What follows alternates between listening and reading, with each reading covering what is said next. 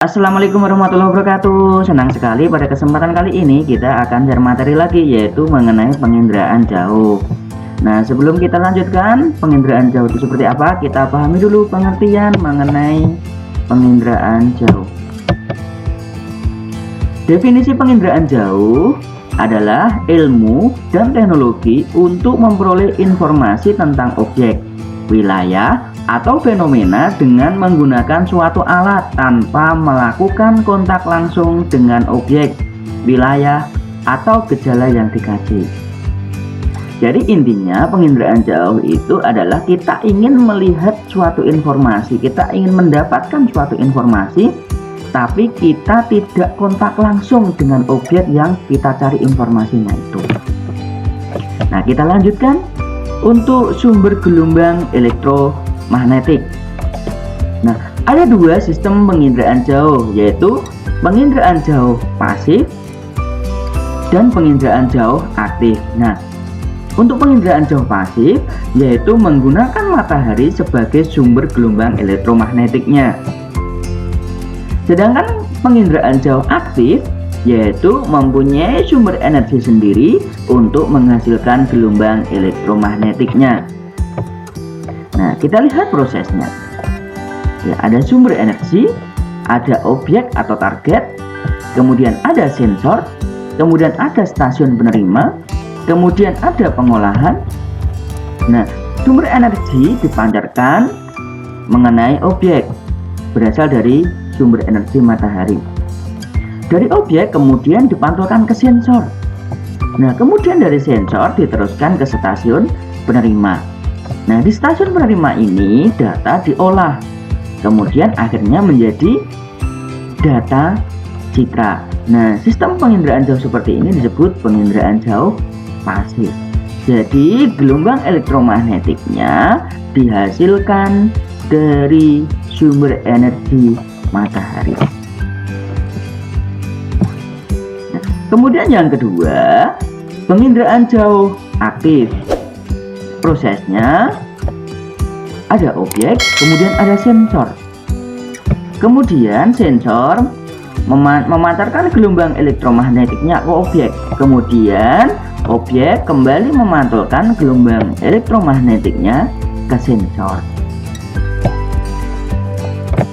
Nah, kemudian perekaman gelombang elektromagnetik.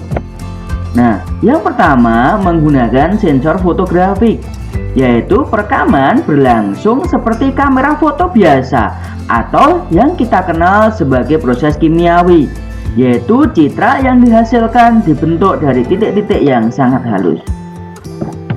Kemudian yang kedua adalah sensor elektronik, yaitu sensor yang bekerja secara elektrik. Data yang direkam berupa data digital atau numerik. Citra ini dibentuk dari piksel atau picture element. Nah, kemudian wahana penginderaan jauh ada crane, ada helikopter, ada aeroplane atau pesawat, ada balon, ada roket, dan ada satelit. Nah, wahana ini adalah alat yang membawa sensor atau yang membawa kamera untuk penginderaan jauh. Kemudian data penginderaan jauh ada foto udara. Ini ya gambarnya. Jadi pesawat, kemudian dia merekam objek, dan pesawatnya membawa sensor, kemudian merekam objek yang dilaluinya. Kelebihannya apa? Yang pertama, lebih sederhana sistem operasionalnya. Yang kedua, tingkat kedetailannya dapat disesuaikan dengan kebutuhan. Kemudian berikutnya, untuk resolusi spasialnya lebih baik. Jadi bisa disesuaikan ketika ingin resolusi yang tinggi atau ingin kedetailan objek yang baik, maka pesawat diturunkan mendekati objek. Tetapi ketika tingkat kedetailannya tidak terlalu tinggi, maka pesawat bisa ditinggikan.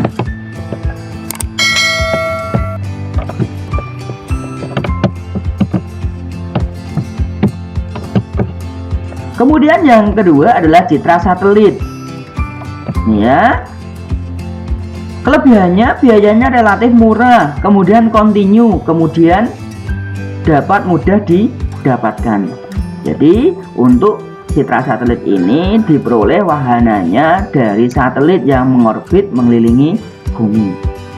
Nah, beberapa contoh satelit yang digunakan ada Landsat, itu miliknya Amerika Serikat, Iconos miliknya Amerika Serikat dan Jepang, Quickbird miliknya Amerika Serikat, Spot miliknya Prancis, NOAA miliknya Amerika Serikat, IRS miliknya India, Aster miliknya Amerika Serikat.